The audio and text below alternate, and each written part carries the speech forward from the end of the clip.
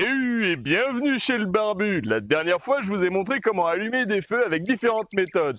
Et on m'a posé dans les commentaires une très bonne question, à savoir comment qu'on fait pour faire un nid quand on n'a pas de paille. Eh bien aujourd'hui, on va regarder comment qu'on fait un nid pour allumer notre feu quand on n'a pas de paille. C'est parti!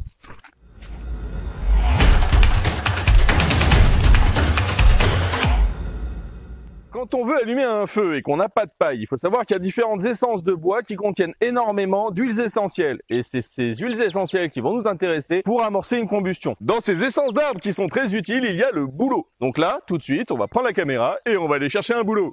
C'est parti! Voici ce qu'on appelle un bouleau. C'est un arbre avec des petites feuilles comme ça, c'est des feuilles de bouleau. Et on reconnaît facilement le bouleau à son écorce, parce qu'en fait, il y a des petites boursouflures et ça te fait une espèce de motif horizontal. La plupart des arbres ont des motifs verticaux, donc c'est-à-dire comme ça. D'accord? Que ce soit le chêne, le pin, etc. La plupart du temps, ce sont des motifs verticaux. Ici, c'est une écorce blanche ou grisâtre avec des motifs horizontaux et on reconnaît bien le bouleau à ça. C'est une écorce qui a aussi tendance à s'effilocher. Alors, plutôt que de prendre sur un arbre vivant, vous trouvez au pied des bouleaux en général des écorces. Ça se présente comme ça. Ça, c'est l'intérieur de l'arbre et ici, vous avez l'extérieur. Quand vous allez décrocher un morceau d'écorce, vous allez voir qu'il y a ce qu'on appelle de l'aubier. Donc, c'est des parties de bois qui sont à l'intérieur. Ces parties-là ne nous intéressent pas et vont même étouffer la flamme. Donc, ce qu'on va faire, c'est enlever l'aubier. Voilà. Tu vois, ça se détache facilement. Et on a notre petite écorce bien souple qui prend feu facilement juste en dessous. Donc ça, c'est de l'écorce de bouleau mort. Et ça, c'est de l'écorce de bouleau vivante. Donc pris par terre sur un morceau de bois et pris sur un arbre. Sur un arbre qui est vivant, l'écorce fraîche, donc non sèche, brûle. Parce qu'il y a des hydrocarbures et des huiles essentielles à l'intérieur, enfin en dessous de l'écorce. Ça marche aussi avec un bouleau mort. Donc pour pouvoir allumer ce genre de choses, tu peux laisser des plaques entières, tu peux aussi les filocher. Et ça prend très très bien. Il te suffit de poser ton petit arbre, de prendre ta petite barre de ferrocerium. Voilà. Alors le bouleau, ça se reconnaît aussi à l'odeur, parce que ça a vraiment une odeur caractéristique. Et la petite fumée noire que tu vois s'envoler, c'est ça les huiles essentielles, les hydrocarbures et tout ce qu'il y a à l'intérieur. Sachant qu'il y a tellement d'huiles essentielles et d'hydrocarbures dedans qu'on peut distiller l'écorce pour en faire une colle, qu'on appelle le brai de bouleau. Et je montrerai ça dans une autre vidéo. Quand vous êtes dans la nature et que vous êtes dans une saison sèche ou relativement sèche, c'est-à-dire pas en hiver, vous allez très souvent avoir accès à ce qu'on appelle du bois pourri. Qu'est-ce que le bois pourri? C'est du bois qui a pourri. C'est en fait une structure en bois très légère qui sonne creux quand on tape dessus et qui s'effiloche quand on la prend dans nos doigts. Eh bien ça, c'est un excellent combustible. On va aller chercher du bois pourri et je te montre comment ça se passe. Alors, quand tu veux prendre du bois pourri, le mieux c'est de prendre des branches qui ne sont pas par terre. Celle-là, elle est posée sur un arbre, elle n'est donc pas par terre. L'autre partie qui est par terre, elle est par terre. Ce genre de bois sonne creux.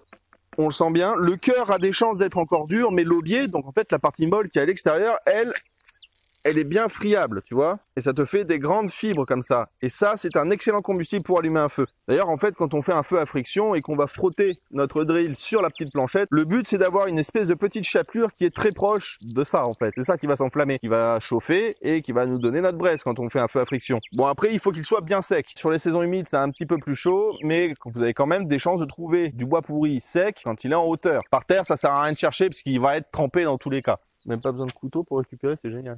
De prendre ça quand c'est par terre, on le prend seulement quand c'est en hauteur ou quand c'est posé sur un arbre, d'accord? Voilà. Ah, merde, j'ai fait tomber un morceau. Bon, maintenant il est par terre. On fait des morceaux de taille raisonnable, donc pas des gros morceaux de bourrin, mais pas de la poussière non plus, type écharde. Et on va venir gratter. Voilà.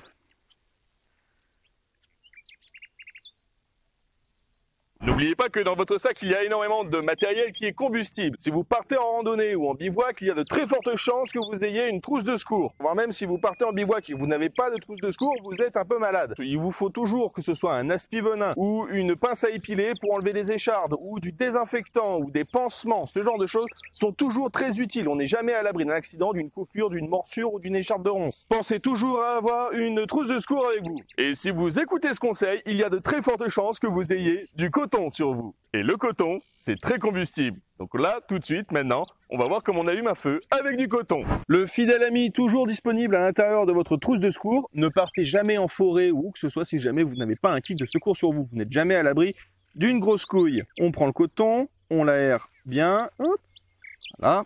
On prend le ferrocerium et on vient le gratter. et ça prend vraiment tout seul.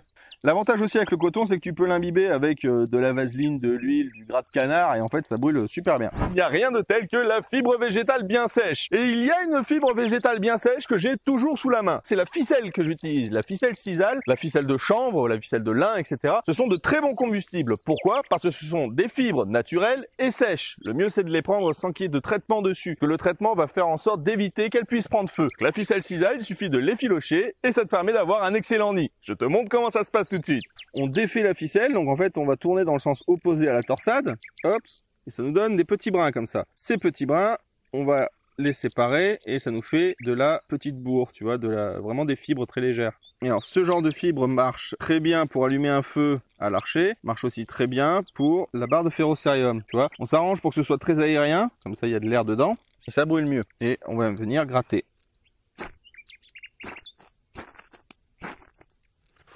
Par contre, ça brûle très vite. Il faut être juste à côté avec les combustibles pour pouvoir le faire brûler. J'espère que ça vous a plu. N'hésitez pas à liker, partager, commenter, tout ça. Vous connaissez la chanson, vous êtes des barbus maintenant. Et surtout, n'oublie pas, abonne-toi. Aïe, merde. Putain de tronc.